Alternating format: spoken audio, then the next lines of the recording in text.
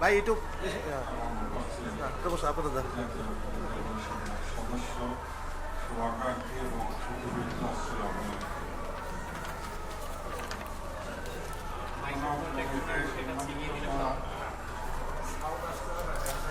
সাউন্ডটা কম আসতেছে, যাচ্ছে হবে জানি। আমাদের দেশে সাউন্ডটা কম পাইতেছে, যাবেন একটু। সাউন্ডটা হইতেছে না, একটু যান।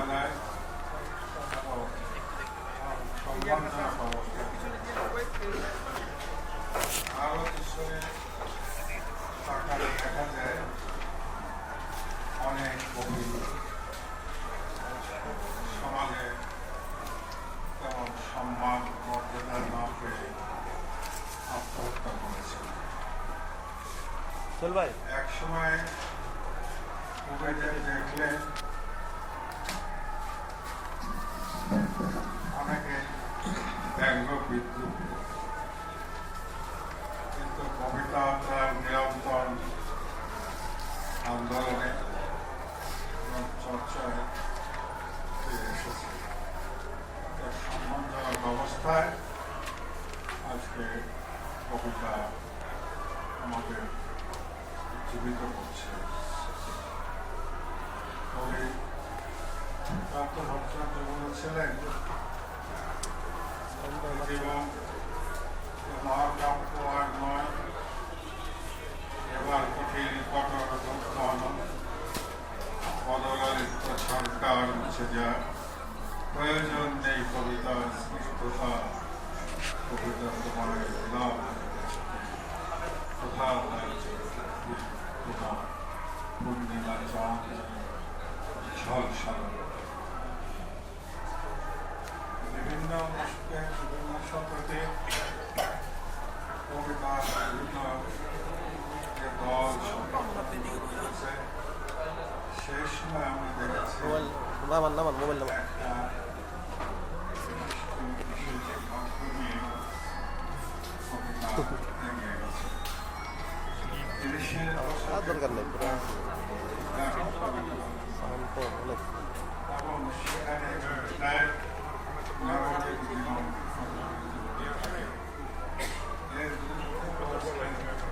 সেই সময় অনেক তাদের মধ্যে একজন ছিলেন যতীন্দ্র মুখার্জী, অত্যন্ত শক্তিশালী এবং ব্যক্তিত্ব সম্পন্ন ব্যক্তি ছিলেন। তিনি সেই সময় বিরোধিতা করেছিলেন যে আমার এই সংস্কৃতিটা হারিয়ে যাচ্ছে, এই পাখির জলপান, এই নদীর জলপান এবং আমার না থাকে, আমার সাহিত্য না থাকে, তাহলে আমাদের দেশের সংস্কৃতি হবে না, সাধারণ সংস্কৃতি। এই যে কবিতার একজন আছে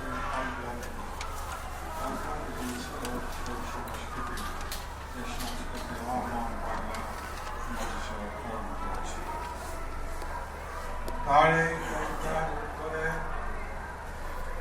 কবি কাজী নজরুল ইসলাম তিনি তার গুরু যতীন্দ্রমোহন বাগচিকে লিখেছিলেন, এত জল আনলে না এতে তো সাত সাগরের জল মেঘলা করি। এই আপনার মোবাইলটা থ্রুন ইয়া, আপনার লোক এরপরে আমরা শুরু করে দেন, শুরু করে দেন, ইয়া করে দেন, আরে ইয়া করে দেন না, ইয়া করে দেন।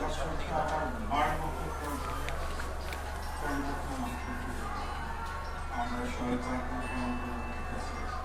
আমরা শ্রেণী সংগ্রামের আমরা গণতন্ত্রের জন্য গেছি, আমরা আমাদের অধিকাংশ কবিতার একটি যন্ত্রণা, সেখানে যন্ত্রণা, সেখানে নানা রকম অবহেলা, শ্রেণী সংগ্রাম ছাড়া তাই আজকে এই যে সম্মানিত একজন কবি কবি নবীন বৈরাগী, তাকে আমরা অন্তত 5 বছর ধরেছি সংগ্রাম এবং শ্রেণী সংগ্রামের কবিতার আলোচনা নিয়ে তার সময় আজ তিনি সম্মানিত হচ্ছেন এবং আমরা মনে করি আমাদের যারা এখন কবিতা লিখছে আমরা যারা লিখছি আমাদের উচিত হবে আমাদের এই সমাজ পরিবর্তনের জন্য শ্রেণী বৈষম্য নিরসনের জন্য আমাদের পরিবার এই লক্ষ্য নিয়ে আজকে আমি মনে করি জাতীয় কবিতা পরিষদ আমিও জাতীয় কবিতা পরিষদের সদস্য আমরা মনে করি আমরা এদেশের মানুষকে পরিবর্তন সমাজ এই যে শ্রমিক মানুষ যে সর্বদা নির্যাতিত বিস্তৃত হচ্ছে তাদের ভিত্তিতে একটা সুন্দর সুস্থ এবং বিস্ময়ী সমাজ গড়ার থেকে আমাদের আমাদের সঙ্গে হাসান হাফিজ আছেন আমাদের প্রাণ ভাই আছেন সবাইকে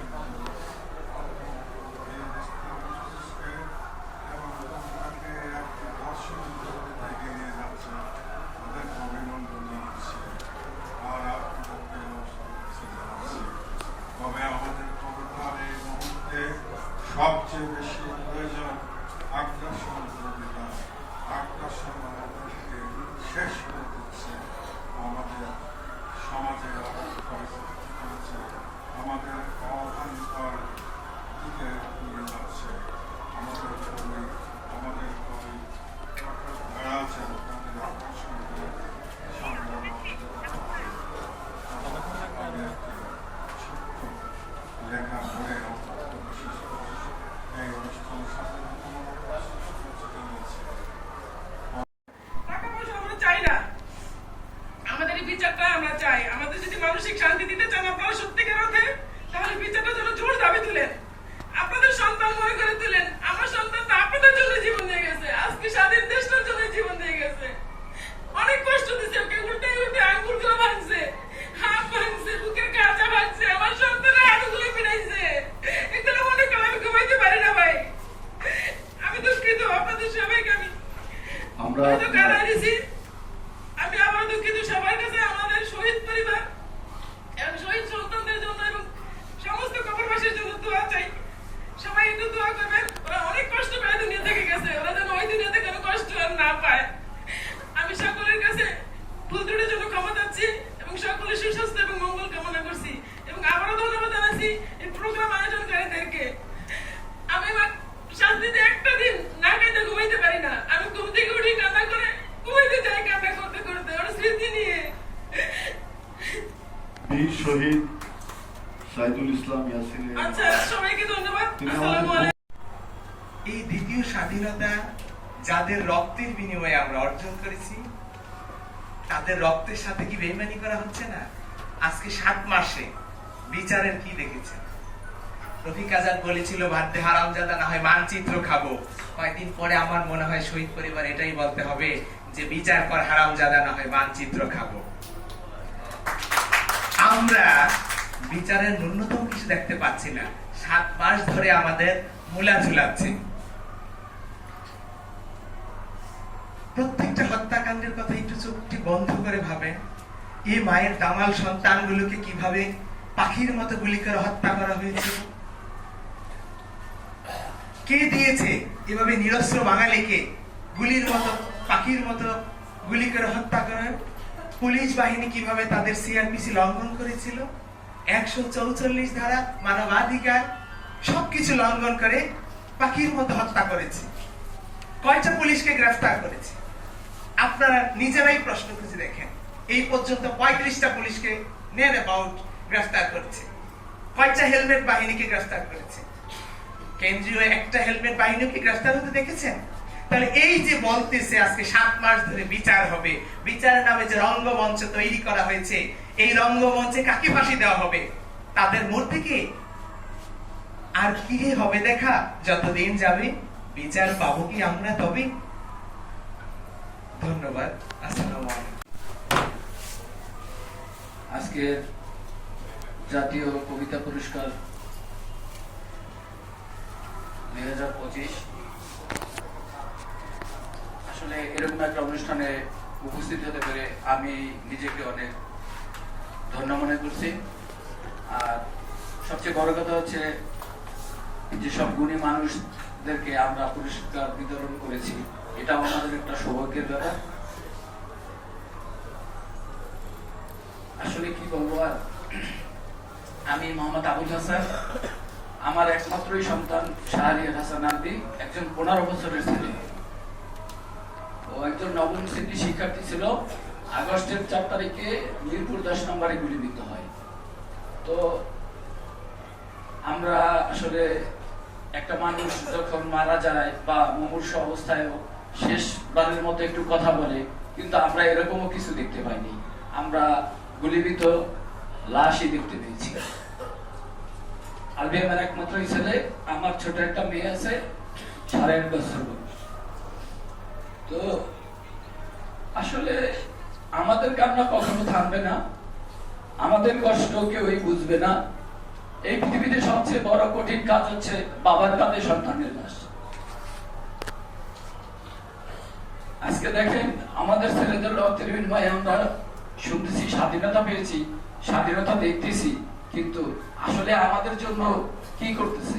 আমরা আমাদের সন্তানদের বিচারের জন্য আজকে ভিক্ষার ঝুলি নিয়ে বিভিন্ন দ্বার প্রান্তে ঘুরে বেড়াচ্ছি। 7 মাস অতিবাহিত হয়ে গেল, আমরা বিচারের নামে প্রহসন দেখতেছি, বিচারের নামে আমরা প্রতারণা দেখতেছি। আসলে এখনো পর্যন্ত আমরা বিচারের কোনো দৃশ্যমান কিছু আমরা এখনো দেখতে পাইনি। আদৌ কি হত্যাকাণ্ডের বিচার হবে? আপনাদের কাছে প্রশ্ন রেখে গেলাম। আপনারা সবাই ভালো থাকবেন, সবাই সুস্বাস্থ্য দীর্ঘায়ু কামনা করি। আল্লাহ হাফেজ। বিসমিল্লাহির রহমানির রহিম। জাতীয় কবিতা পরিষদ পুরস্কার অনুষ্ঠানে 2025 আজকে এই সভার সম্মানিত সভাপতি এবং আমাদের শহীদ পরিবার বর্গ এবং সাংবাদিক ভাইয়েরা এবং সাংস্কৃতিক বৃন্দ, আসসালামু আলাইকুম। আসলে আপনারা শুনে খুশি হবেন, আমরা 22শে ফেব্রুয়ারি আমাদের শহীদ পরিবার নিয়ে একটা সংগঠন, জুলাই 24 শহীদ পরিবার সোসাইটি নামে একটা সংগঠন করেছি।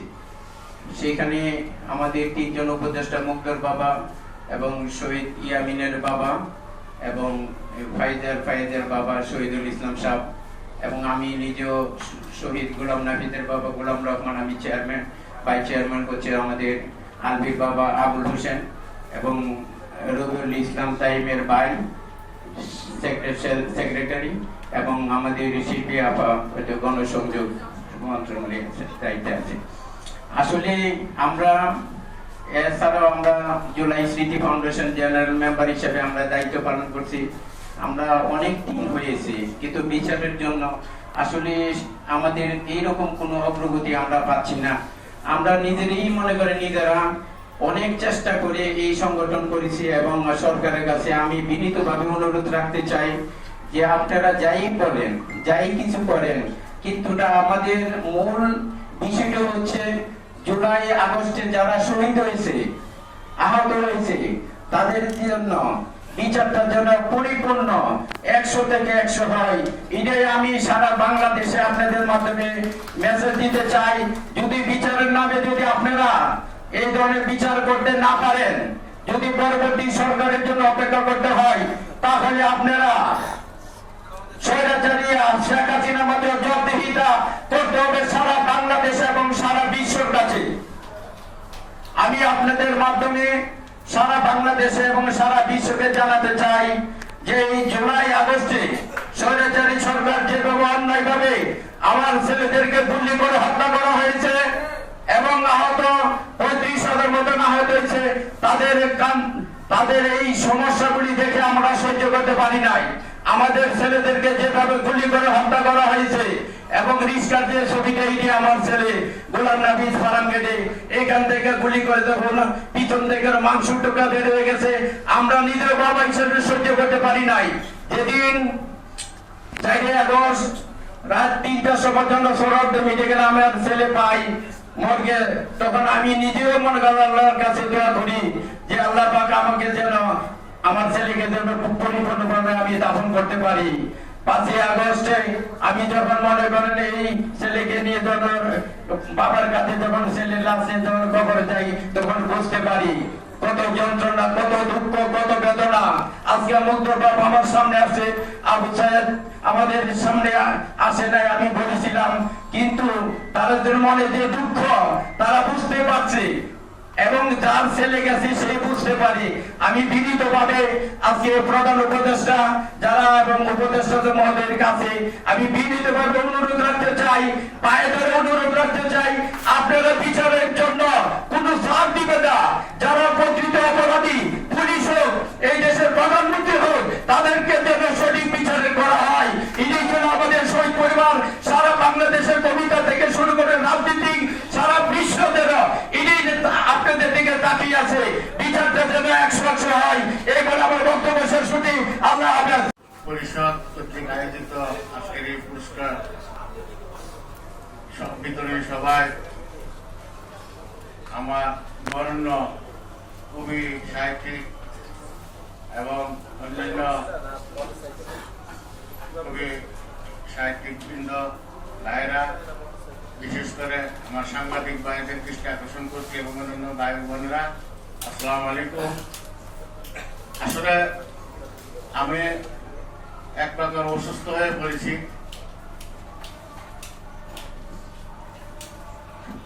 কথা বলার অনেক ছিল, আমি কথা বলতে পারবো না, কারণ আমি অসুস্থ। আগে থেকে আমার ডায়াবেটিস, প্রেশার, বিভিন্ন রোগে, কিন্তু আমার মেয়ের মুক্ত শহীদ হওয়ার পূর্বে আমি মোটামুটি সুস্থই ছিলাম। মেয়ের মুক্ত শহীদ হওয়ার পর যেদিন শহীদ হল, এর আগের দিন সে আমাদেরকে বিদায় দিয়েছে। আমরা আমার বড় ছেলে সহ, বড় বউ সহ, ছেলের বউ সহ আমরা চট্টগ্রাম গেছিলাম আমার বড় ছেলের শ্বশুর বাড়িতে। আমরা যাওয়ার পরে বিকাল সন্ধ্যার দিকে, সন্ধ্যার পূর্ব মুহূর্তে আমরা গিয়ে পৌঁছি 10টা-11টার সময়। সন্ধ্যার পূর্ব মুহূর্তে খবর আসে। আমরা তো সাথে সাথে জানতে পারি নাই। আমার কাছে যে মোবাইল ছিল, আমার শহীদ মীর মুগ্ধর মার কাছে যে মোবাইল ছিল, আমার বড় ছেলে নিয়ে যায়, কারণ আমাদেরকে যদি তখন জানায় তখন আমাদেরকে নিয়ন্ত্রণ করতে পারবে না। আমরা অসুস্থ, আমার শহীদ মুগ্ধর মাও হার্টের রোগী।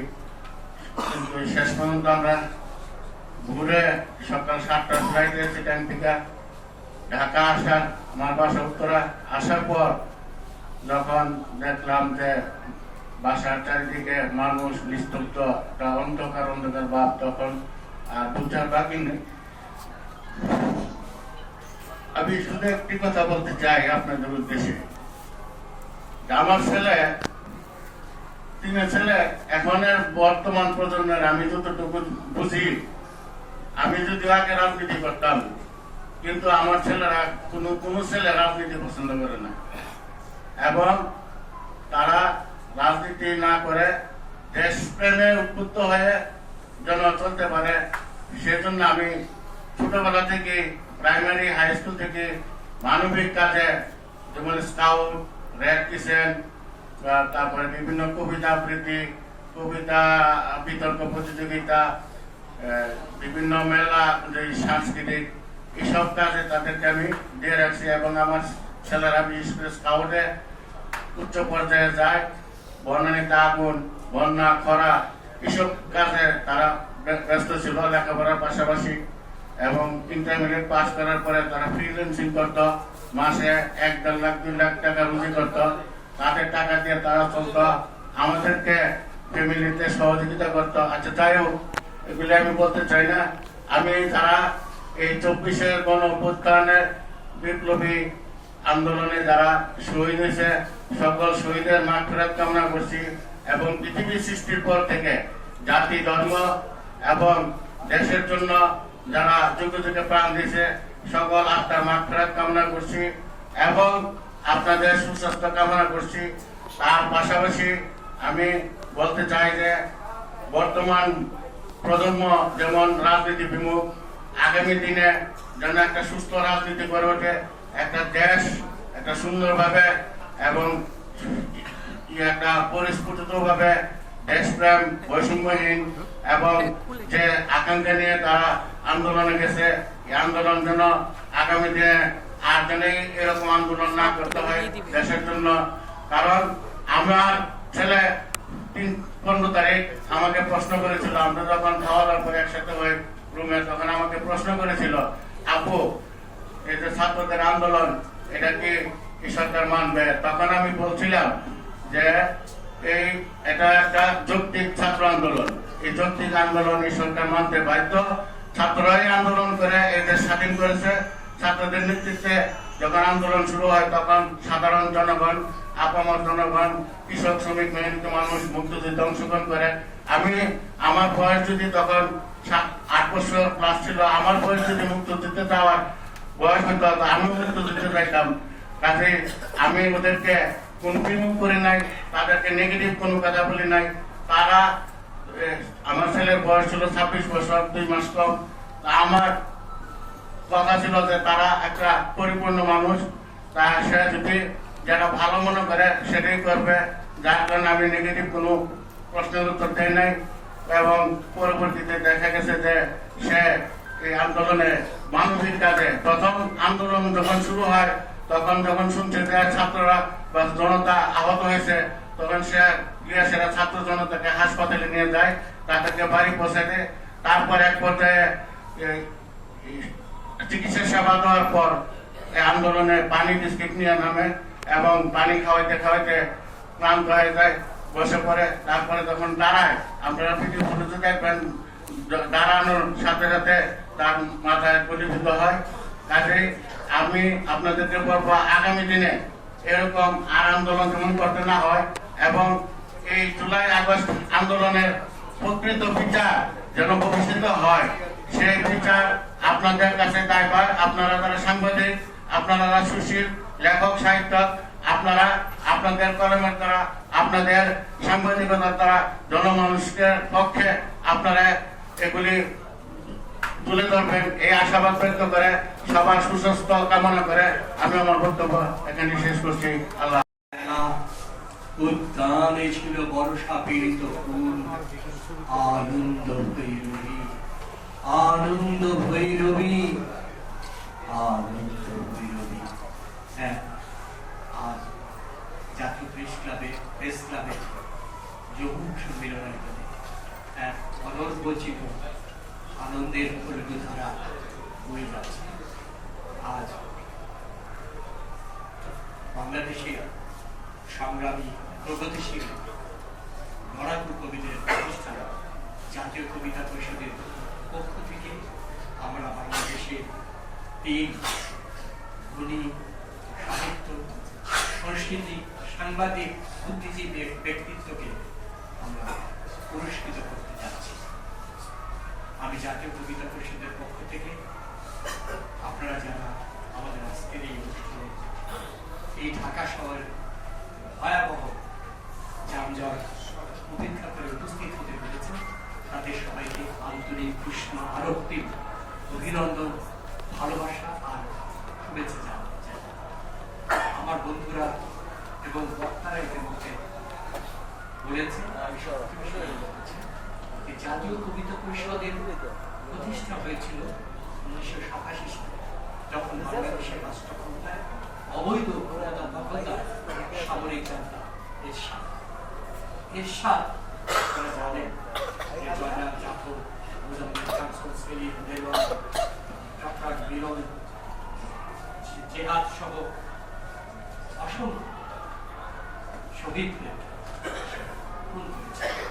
এরশাদ তার সেই খুনির তকমাকে কাব্যের কবিতায় ঢেকে দেওয়ার দুরূহসন্দেহ এশীয় কবিতা উৎসবের আয়োজন করেছিল 1987 সালে। আমরা এরশাদের এই দুরূহসন্দেহকে, এই চক্রান্ত ষড়যন্ত্রকে রুখে দেওয়ার জন্য জাতীয় কবিতা উৎসবের ডাক দিয়েছিলাম, শৃঙ্খল মুক্তির জন্য কবিতা, এই স্লোগান ধারণ করে আমরা সেদিন সফল হয়েছিলাম। ঢাকা বিশ্ববিদ্যালয়ের শরৎদ্বীপ মোহনায় প্রথম জাতীয় কবিতা উৎসব অনুষ্ঠিত হয়েছিল। এরশাদের এশীয় কবিতা উৎসব সেদিন ব্যর্থ হয়েছে। তার এই ধারাবাহিকতায় আমরা বাংলাদেশ এরশাদের পতন হয়েছিল এবং এই জাতীয় কবিতা পরিষদের কবিরাই উদ্যোগ নিয়েছিল সম্মিলিত সাহসী জোট প্রতিষ্ঠা। এরই ধারাবাহিকতায় গণতান্ত্রিক আন্দোলনের মাধ্যমে এরশাদের পতন হয়েছে। এরশাদের পতনের পর কবিতা পরিষদের জয়যাত্রা অব্যাহত ছিল, কিন্তু যখন আওয়ামী লীগ প্রথম ক্ষমতায় আসলো, ক্ষমতায় এসে তারা অস্ত্রের মুখে আমরা যারা জাতীয় কবিতা পরিষদ প্রতিষ্ঠা করেছি তাদেরকে বের করে দিয়ে তারা এই কবিতা পরিষদ গঠন করেছিল এবং এই তার অতীত স্বৈরাচার খুনি ফ্যাসিস্ট হাসিনা এই 16 বছরে এই কবি নামধারী অন্য প্রতারক মিথ্যাবাদী সুবিধাবাদীরা গাড়ি অর্থ প্রযোজ্য প্লট পুরস্কার সমস্ত প্রাতিষ্ঠানিক অপ্রাতিষ্ঠানিক সুযোগ সুবিধা নিয়েছে। কিন্তু আমরা জাতীয় কবিতা পরিষদের সেই কবিরাকে নিরক্ষর বসে থাকি। আমরা আমাদের যার যার জায়গা থেকে আন্দোলন সংগ্রাম করেছি, আমরা কবিতা লিখেছি, রাজপথে মিছিলে নেমেছি, আমরা বক্তৃতায় আমাদের সাহসী উচ্চারণ করেছি। আর এই ধারাবাহিকতা এই 24-এ যে ছাত্র জনতার গণঅভ্যুত্থান, এই গণঅভ্যুত্থানের মাধ্যমে শেখ হাসিনা পতন ঘটেছে। আজকে আমরা অত্যন্ত আনন্দিত, গর্বিত এবং ব্যথিত যে আমাদের সামনে বসে আছে এই আন্দোলন, যারা বুকের রক্ত খেয়ে এই আন্দোলনকে সফল করেছিল। আমাদের 52, আমাদের 69, আমাদের 71, আমাদের 90-এর আন্দোলনের ধারাবাহিকতা, 2024-এর ছাত্র জনতার যে গণঅভ্যুত্থান, সেই গণঅভ্যুত্থানে যারা বুকের রক্ত ছেড়ে দিয়ে এই ফ্যাসিস্ট খুনি হাসিনাকে গদি থেকে নামিয়ে দিয়েছিল, তাদের সেই শহীদ পরিবারের বাবা মারা এখানে উপস্থিত আছে। আমি আজকের এই অনুষ্ঠানের পক্ষ থেকে, বাংলাদেশের 20 কোটি মানুষের পক্ষ থেকে আমাদের শহীদ পরিবারকে অভিনন্দন জানাই, শ্রদ্ধা জানাই। আমরা আমাদের মূল অনুষ্ঠানে চলে যাচ্ছি। আমাদের এই আয়োজন খুবই অনাড়ম্বর, কিন্তু আমাদের প্রাণের আবেগ, ভালোবাসা কোনো প্রাপ্তি নেই, সেখানে কোনো শূন্যতা নেই।